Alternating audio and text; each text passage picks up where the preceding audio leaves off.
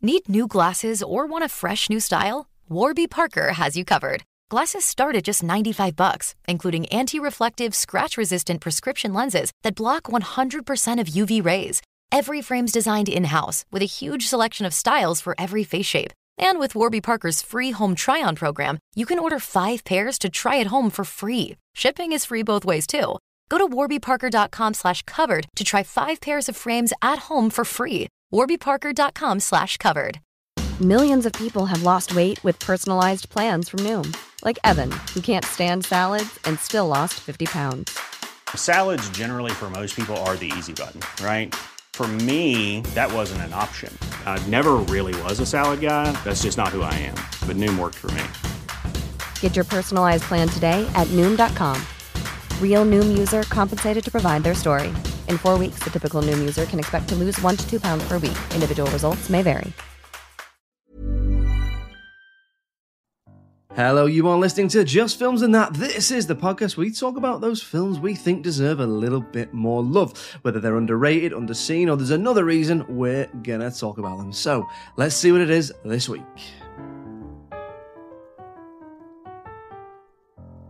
Hello, it's me, it's Josh. I'm here with Jamie as ever, and I've chosen the film this week, and it is, and we'll get into this now.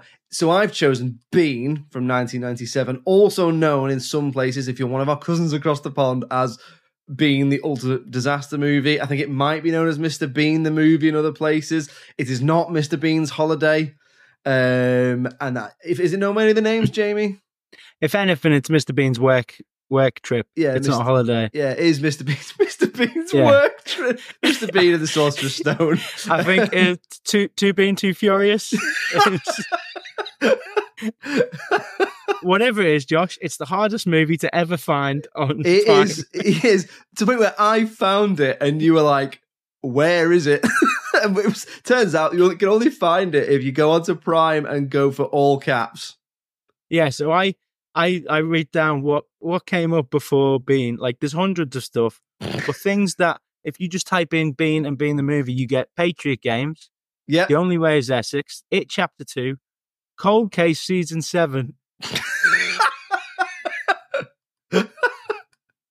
All of that before this before the title. Someone in Prime is against this, or do you think Richard Curtis is trying to bury it? Yeah, we'll get into it. So yeah, if you haven't seen it, it's basically, if you don't already know, Mr. Bean is a very popular UK sitcom character. Essentially, he's a farcical character who every episode just gets into some sort of trouble because he's clumsy or stupid. I think that'd be the fair way to describe it. And in this, he goes to America because in the film he works at an art gallery and they want to get rid of him because he's so clumsy and annoying. So they send him to America to pretend to be a doctor. Where he basically moves in with a curator of an art gallery and proceeds to ruin his life. To the point where I genuinely made a note here that just says, Jamie, is Mr. Bean the villain of his own film? Well, this is the thing is, I made a note saying, is he too much of a prick? Is he too much of a prick? But then I've got later, I think I kind of like that he's absolutely unrelentingly just stupid. And if you don't know, well, again, most people listening to this will probably know who Mr. Bean is, but he doesn't really speak. It's a bit in the sitcom. I think he barely speaks. In this, he has a couple of lines, but yeah, he does speak. I didn't like him speaking, and when he has the monologue, even though I liked the idea of the monologue, I would have preferred it if they'd kind of done the Forrest Gump doing the speech at the monument where you just don't hear it. And Mike just cuts out. Have all of them like crying with how well he's done the speech, but we just see it from the outside. You've already improved it there. So spoiler warnings if you've not seen Bean. And how do you spoil Bean? And listen, if you're a fan of the Peyton Whistler's mother, you're not going to like this.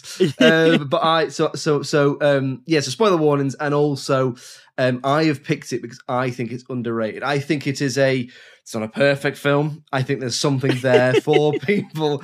I think it's underrated, particularly by the critics. But I'm going into bat for us to say it's not as bad as people say it is. But I'm not going in saying that this is, Casablanca or Citizen Kane or whatever, and that he is the villain of his own film. I would love to see him bumbling around Rick's. Like setting fire to fake passports. Slamming the piano on Sam's hands. Oh, no. Accidentally letting the Nazis in. All that. So, had you seen this before? I'd seen this once when it came out. I feel like maybe on Pirate as well. I feel like I watched back in the this day. Yeah, I think this was a dodgy VHS Man in watch the pub for job. me.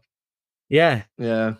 We used to have a guy who pulled up outside our house and he had like chip video games and VHS, which we obviously never would rent from him because that's illegal. But it's unethical, isn't it? But, yeah. But yeah. So we killed him to make sure. Yeah. At the studio. Did you like the sitcom? So I used to love it as a kid. And then I feel like I grew out of it just because it's weird because it's funny, but I guess that physical comedy, we're a bit snobby in Britain, aren't we? And I think that's one of the big reasons why this is like rated the way it is. But anyway, as you were saying, we can be a bit snobby about it, yeah. Yeah, because I think we kind of look down on the fact that he's so internationally renowned. If my parents were doing a pub quiz in Spain once randomly, and they said, what's Rowan Atkinson most famous for? And they just wrote Blackadder, not realizing. And every single person in there obviously got like, oh, well, that's Mr. Bean. Apart from James Acast, who wrote something very different in there. But I don't know if you know that story, but you can Google. I think we are quite snobby about our comedy because we think that we've written like these perfect sitcoms. And, we always compare ourselves to, Americans do, 20 episodes a year. Yeah, we do 6.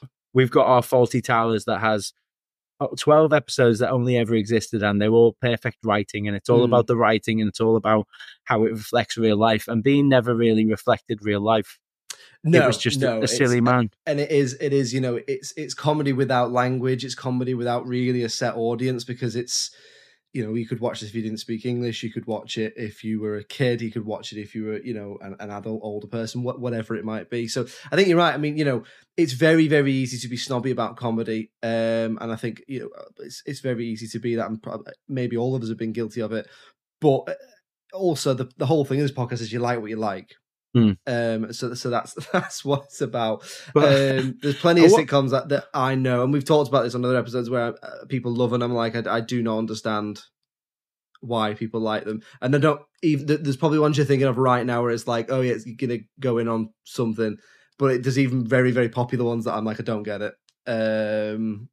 And that's why you're known as an edgelord. Yeah, because I just have better taste than everybody else. No, you like what you like at the end of the day. So I do wonder if that snobbery you're talking about is what informed the critical reaction that I'm looking at now. But ultimately, it is a universally, like I think you're right. I think Rowan Atkinson's probably most famous outside of this country, maybe even in this country. I don't know, for Mr. Bean. Yeah, and it's a fantastic performance, especially when you watch those old sitcoms. It's one of the most physical performances that we have in kind of UK TV history. He's up there with kind of when you think like physical and slapstick, you think mainly American stuff. Or silent movies, yeah. And it's a guy who learned to pull silly faces. That's it. Yeah, that's it. And he wanted to do something. I think he wanted to do something different after Blackadder. There was, Blackadder's very in the sarcasm and in the way he puts people down and stuff like that. Whereas this, it's almost the complete opposite. And I think to come up with a character like Mr. Bean, to conceive a character like Mr. Bean with Richard Curtis, and then write the sitcom and the episodes and all that, it isn't a mean feat. It is fairly pitch perfect farce, and it's very simple. Mr. Bean is very clumsy and stupid or whatever, and he's a day at the park, he's in the swimming pool, he's all these different scenarios, but it's done very, very well. And I think you can't, even if it's not for you, it's not for you, and that's fine. But I think you have to appreciate the work that goes into it. Yeah, I think there's something that people overlook, which is he's not Mr. Magoo, because there's actually like a malicious streak to Bean. Like I remember the TV series, there was a running joke that if he was driving and he saw someone in a disabled car, he'd run them off the road. That was a legitimate thing they used to do. He'd target a disabled driver. And in this, you see that malicious streak where like he gets first class. So the first thing he does is he shows off to the people who aren't in first class. Yeah, he's basically sort of like a petulant child in a grown man's body, isn't he? Yeah. And I like that. You know, like I say, he is a kind of a dick. There's a bit in this where he takes a bullet out of a cop and puts it back. I mean, as I said before, he ruins Peter McNichol's life. Yeah. Ruins it. Well, I can argue against this. Are you going to defend Bean? I'm going to say, right, some of the stuff he does isn't Bean's fault.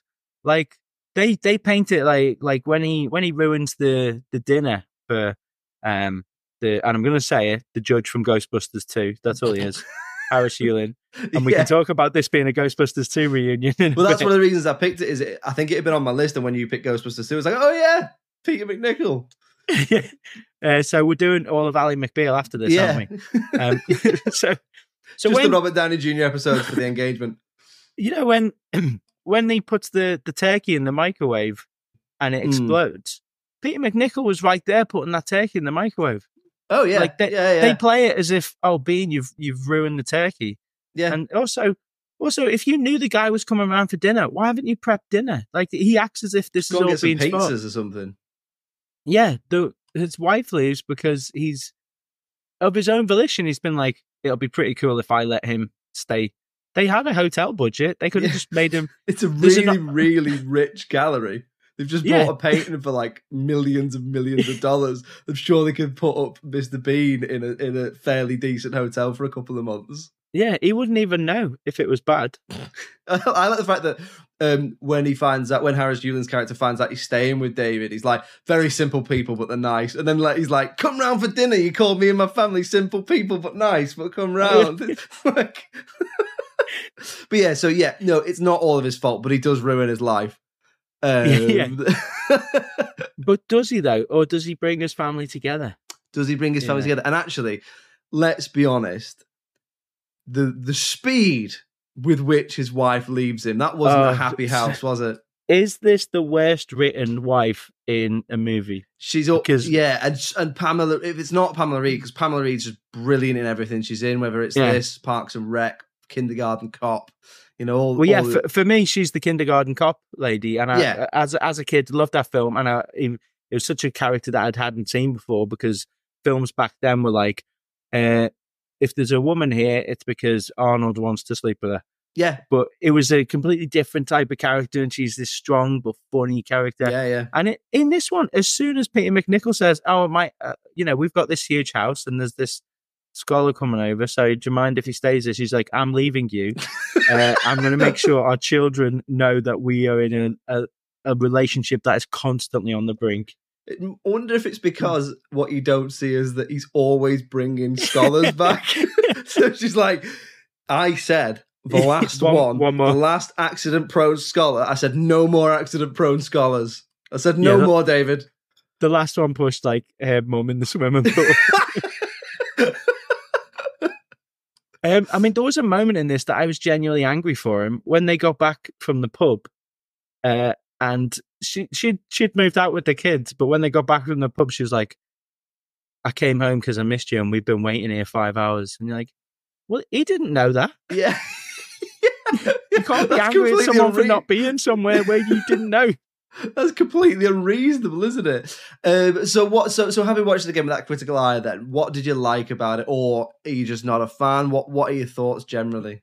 I'm on the fence. It's wish-washy, because I like, we'll get to the issues, but there are some stuff in this. Peter McNichol is incredibly likable in this. I think they've perfectly cast him. Yeah, and there's a scene with that. It's like I've written that I laughed out loud in 2 bits, but actually I laughed out loud in 3 bits. And the one when he actually sees what Bean has done to the painting. Oh God! Oh Jesus! Oh God! That bit, yeah. And he starts screaming, and then he calms himself down and goes, "Maybe it's not too bad. Let me have another look at it." And it's that tension and build up, and you're like, I know that he's just going to do exactly the same thing again, yeah. But also, Peter McNichol's not like a screechy. Like, he is genuinely a great everyman. And actually, watching this again made me a bit sad that he didn't get more stuff. Like, it's not everyone recognizes him. He's that guy, you know. And I'm sure he's doing fine financially. But I would have liked to have seen him in more of these roles. But I think because he's not traditionally handsome and he's not like so over the top, he didn't get like them Jim Carrey like slapstick roles. Yeah, and he's not. He doesn't quite have the sort of chops to go into like the Joe Pesci type role or whatever. No, you call it. Like you said, there's a lot of unconventional character actor type boxes, but he just doesn't really fit firmly into one of them. No, but I'm glad that I assume this made a mint, so I'm glad that he would have got a load of money from this. And I think even those people criticizing it would not have criticized his performance, because I think he's great in it.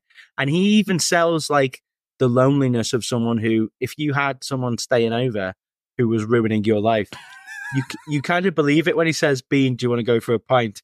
Yeah, it's like, you know, do you drink? No, me neither. But I'll go into the three bits that made me laugh. Go out on, loud. I want to hear. Because I genuinely was. I don't laugh out loud a lot if I'm watching a film on my own, but it was that bit. It was at the end, the classic bit. I think they put it in all the trailers where Bean gives someone a thumbs up, and then a biker gives him the middle finger, and he doesn't realize what it is, so he's just giving everyone the finger. And it's so stupid, but it's such a great idea that a British person would only know to flick the V's. Yeah. So, and he's giving it to like old women in the street. That proper went round my primary school. That it was like, I'm doing Mr. Bean, and it was like teachers had to be like, you got to all stop doing that. And the bit that really, really made me laugh, and this ties in with Bean being a bit of a dick. You know when they go on the 3D roller coaster, the simulator thing, yeah, and Bean's bored of it, so he speeds it up. Which on its own, I was like, that's pretty stupid. But there's a bit where somebody gets hurled over Bean, and he climbs up and like reaches out to Bean for help, and Bean just pushes him off. It's just a prick. He's actually quite sadistic in this film, because I'd never noticed before. So David knows that Bean has ruined the multi-million-pound painting, which for, as far as David's concerned, will ruin his career and his life. So Bean goes and fixes it, and then waits till the reveal. So David's watching this thing coming through the smoke, this painting with his mother, and he's like, the look on his face is like, this is it. Yeah. Bullet to the back of the head. Like, it's coming. And Bean has no point gone, just so you know, I fixed it. Yeah, I quite like that. Do you know what I like is that we know that it's fixed, and it's borderline. Has he fixed it and really messed it up? Yeah. And I genuinely I love the heist element of it, and I like that, because you like Peter McNichol so much. I like that the relief he gets is a physical. I get what you mean. Like, that is sadistic that he didn't go, and that he wasn't like. You could even show like them knowing at the same time. Yeah. But I think you need the physical, like everyone seeing it. Yeah, it can't be Peter McNichol. But you are right. You spot on there. It's built on those two performances, which is Rowan Atkinson, as we've always said, he's doing his Mr. Bean shtick, which is he's doing it very well. He's doing it as well as he did it in the TV series. It's a little bit different because there's a little bit more dialogue in there, but all the farcical scenes of stuff going wrong are still in there. And then Peter McNichol is this excellent straight man. He's, like you say, he's got his little bits to shine of being funny, but he's also very emotive and sincere, and you do really feel for him, like, particularly in the moments where his family's left, or obviously at the end when his daughter's been in an accident and stuff like that. So he does that flustered, overwhelmed, but funny thing very, very well. Yeah, and also he's not too put upon. Like, what they do really well in this, because Bean is a non-verbal character. I noted the first scene we have where people are talking after, I don't know if it's after or before the British Museum stuff or the British Gallery, But he makes a very funny joke when Sandra Oh says, we can get John Bon Jovi. And Peter McNich's like, I respect John Bon Jovi. He's had 2 successful haircuts. And I made a note of that just because I was like, oh, this is like a clever script. It's got some fun writing. It's not just going to be the pratfalls of Rowan Atkinson or a very pre-9/11 Rowan Atkinson pretending to pull a gun. I know, yeah. I forgot. I was like, oh, how did that like that's aged well. But yeah, and then one final thing on the likes for me, and I'm gonna put it out there, Jamie. Picture of You by Boyzone has no right to be as good a song as it is. I think it's a banger, and I think it might be the most underrated film song. Well, you'll be there when I think of somebody. I love Picture of You. I think it's great. Not one single lyric of Picture of You is connected to being the movie. I think it is. It's about someone who loves someone else. It's like, did Peter McNichol have a picture of being... He was there when he needed somebody. I'm trying to think of the... I've got a picture of you in my mind. I never knew it could be so wrong. He thinks that he's an intelligent scholar and he's not. He's Mr. Bean. There you go. I do think they should have done the thing where Rowan Atkinson was in the music video instead of using clips. Is it? I was going to say, is he not in the video? Is it just? I think it's clips of the film. Oh, is it? But can you imagine Boyzone with Rowan Atkinson? All got the suit on. And it's just him, like, teddy bear. Him messing stuff up. He's going after Shane and Keith. They don't like it, but he's there. Do you know what? Before we leave likes, I like that every few minutes you go, hang on, is that...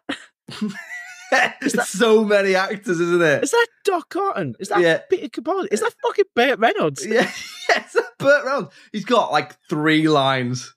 Did you look it up, why Burt Reynolds is in this film? No, I just assumed it was just someone's friend. Apparently he's a fan and asked to be in it. Burt Reynolds liked Mr. Bean. Burt Reynolds liked Mr. Bean. I just can't imagine him, Hollywood mansion, glass of scotch, just chuckling away at Mr. Bean at the swimming pool. I kind of can. It's like, oh, those Brits are stupid. But he's dressed as Smokey. Oh, I do like that they make a little dig at like American nationalism as well, where like he's bought the painting. We don't know how an army general ended up with 50 million. Yeah. But he's bought the painting not because he appreciates art, but he just doesn't want the Brits to have it. Just hates French people. Yeah.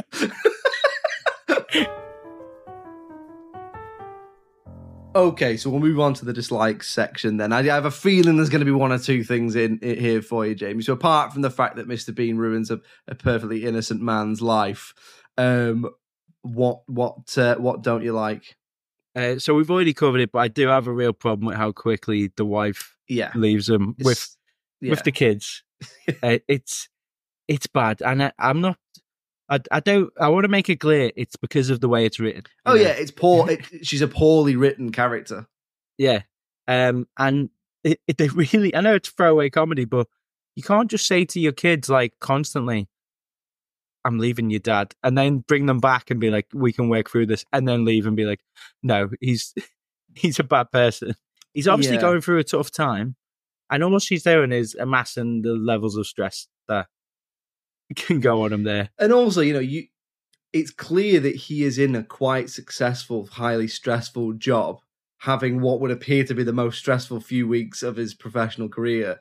So you would probably be like, "Oh, just so you know, kids, your dad's going to be working a lot, and just be patient with him." Or I don't know. I'm not making excuses for him, but it's just one of those things. I mean, for me, it's part of a wider problem, which is that there are some real plot conveniences in there. So that's one of them, which is that David's wife leaves really quickly. But there's loads of them. So, for example, the chairman of the British Art Gallery just really likes Mr. Bean and won't let them sack him because he's like this charming young man, and you're like, what?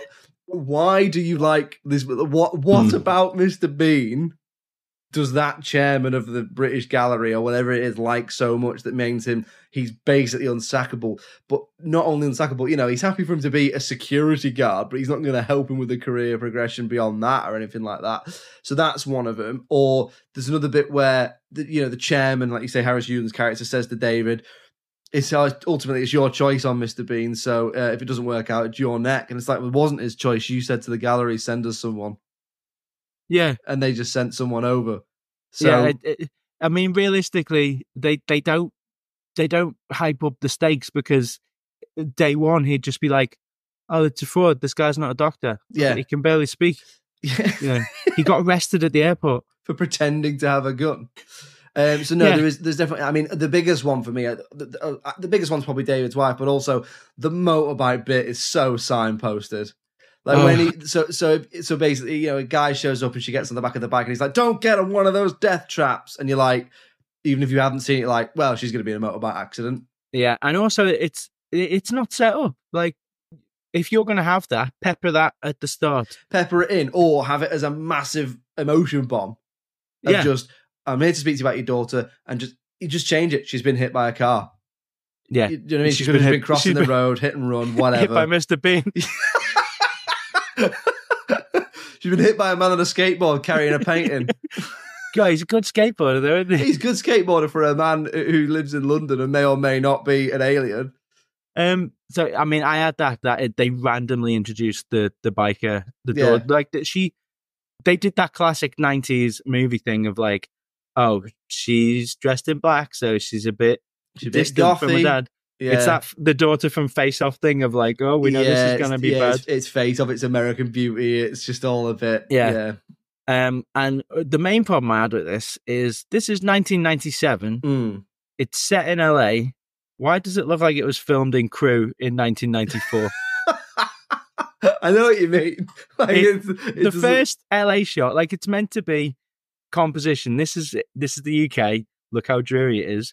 But then they cut to them having the speech outside the art gallery, and I was like, "Is this art gallery in like Blackpool? Yeah, on an industrial estate." Yeah, it's overcast, and it's like, yeah, sure, maybe you had trouble filming that day, but do some color correction. You can't show LA as like, a regular march in the UK. And it looks TV production. I know Mel Smith directed it, and he obviously came from TV. But I think the whole point of doing the movie version of something when you throw a budget behind it is make it a movie. You've got the resources there. You've got Richard Curtis, who at the time in '97, Richard Curtis is huge. Yeah, he's coming off. He's coming off Blackadder. He's coming off Four Weddings. I don't think Notting Hill had come out yet, but it was about to. Vicar of Dibley's probably quite big at this point, is it? Yeah, this would have been big. And I think it looks dreadful. It definitely does suffer from that sort of. It's an extended episode of the TV series. It's like it's like when the In-Betweeners came out and everyone was like, "How was it?" And it was just like it was an episode of the TV series, but it was an hour and a half. And in fact, they actually make it worse by a lot of the set pieces that are famous from the TV series. They've just redone. Yeah. And I don't know the TV series that well. I know a lot of the famous bits. So the sick bag is like a famous thing. And this was kind of polemic of what the issue was. The sick bag in the TV series, it left it to your imagination. It ends on him hitting the bag. Yeah. And on this, they show the vomit, and then they weirdly show the guy getting the vomit cleaned off him as he's getting off the plane, which means he just finished the plane ride covered in vomit and then sat there. Hope it was near the end. Either that or he slept the whole time and then woke up like, oh. Yeah, or it's twins like the Prestige. He covered two different people with vomit. Anything else from you? I mean, we mentioned it before, but the idea is that he's ruined this guy's life. So really make it that it is Bean's fault. On like Bean doesn't choose to stay at his house. It could be that Bean is due to Bean's antics. He's kicked out of a hotel first. But no, he just says, yeah, you can stay at mine. Bean doesn't ruin the dinner. They both ruin the dinner together. he knows Bean's an idiot. Why leave him alone with the painting? with your career-defining painting. Yeah. I mean, the biggest thing for me, I was like, it would be behind glass. Yeah, I mean, like, it does. So he sneezes on the painting, which is what starts it off from ruining it. But obviously, it's in a frame. It would be framed in the frame as well. Like, is it 50 million quid they pay for it? Yeah, 50 million. And also, like, when he does do the heist, I get it, it's a comedy, but they've got one security guard that could be easily accessible. Like, I would kill that guy for 50 million. I like that the only way they can find ways of getting away is like, oh, he's going to shit himself to death. To the point where he's hospitalised with it later on. Again, I kind of like the maliciousness of it. He hospitalises a guy. Do you know what annoyed me is when I didn't realise that they were setting up the cop was going to be in hospital. So when they're driving and then they get in a shootout, you hear a gun go off and Bean and Nick will carry on. And I was like, wait a minute, did someone just get killed? And then like I didn't realise they were setting it up for the next bit. I was like, have you not seen it before? No, I'd seen it as a kid, so I forgot about that bit. And so I was just like, they've just killed someone. Only way it'd be better is if they hit the gunshot and then the shot just froze and you just heard a solid minute of screaming. My son, not my son. Or it's like Lethal Weapon freestyle where that cop is like, it looked like a real gun. Oh, God. Oh no. Okay, so we'll move on to talking about the critical reception then. So just a reminder, I've picked this because I think it's underseen. How do you think it did, Jamie, and what would you sort of give it roughly? Do you think what you think is going to be sort of commensurate with what it got, or would you give it a bit more? So I mean, you've hinted at some things. I thought it probably is around the 6.5, 65% on stuff. I didn't think people would be too snooty. I thought, because I've gone into this with the mindset of Americans like Mr. Bean, and the British reviewers would have seen it as kind of this is one of our exports, our proudest exports. Yeah. So try to talk it up a little bit, even if you don't like it that much. It's like we're making money off this and the whole industry, but also it is puerile, and we've poked a bunch of holes in it. Yeah, we have. We've ruined it, like he ruined his life. Yeah, but on top of that, surely for the Peter McNichol performance, it's I'd say like 6.5. And that's what you give it, and that's what you think it did. Yeah. Okay. So let's have a look then. So at the time of recording over on IMDb, absolutely bang on with 6.5 out of 10. But when we head on over to the Rotten Tomatoes of it all, the audience, and I was quite surprised by this, give it 53%. And the critics, and this is why I picked it, give it 43%. So the critics were sniffy about it. And like, we have poked holes in it. It's not perfect. It is quite basic, and it's particularly in the scripts and dialogue side of things. But there's plenty of redeeming performances and set pieces and stuff in there. So that averages out at 53%, or, just over 5 out of 10. So for me, I think it's underrated still. What would you say? Yeah, I mean, I don't like this as much as you. I think there are some issues. I think it could have done with a rewrite, but I definitely think this is underrated. It's not. Is it? Yeah, it's not that bad, is it? No. So there we go. Another one in the bag. Bean. Bean is underrated. Easy to find on Prime. Easy. Give it a watch. No, I am. You know what? I'm really happy about that because it is flawed and we have poked holes in it, but I just don't think it's as bad as 43% or a 53 average. It's your turn to pick next week. What are we watching? What are we talking about? I've got a Disney film for you. I've got Angels in the Outfield. Angels in the Outfield. Okay, well, that's what we'll be doing next week then. So, tune in next week. We're going to be talking about Angels in the Outfield. In the meantime, if you'd like to get in touch with us, it's filmsandthatpod@gmail.com. We're on all the social medias. If you just search for Just Films and That on Facebook, Twitter, Instagram, YouTube, or TikTok, you'll find us. Give us a follow. We're always putting bits and bobs out there. We're on Patreon as well. So if you want to support the podcast, get a little bit more bang for your buck, click the notes in the episode description or the show notes. And it's goodbye from me. We'll see you next week. Cheerio.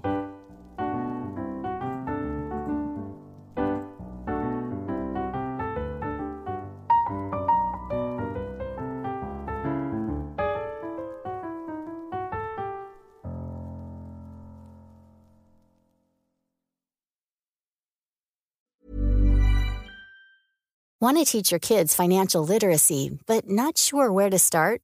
Greenlight can help. With Greenlight, parents can keep an eye on kids' spending and saving, while kids and teens use a card of their own to build money confidence. As a parent, you can send instant money transfers, set up chores, automate allowance, and more. It's a convenient way to run your household, customized to your family's needs, and the easy way to raise financially smart kids. Get started with Greenlight today and get your first month free at greenlight.com/Acast.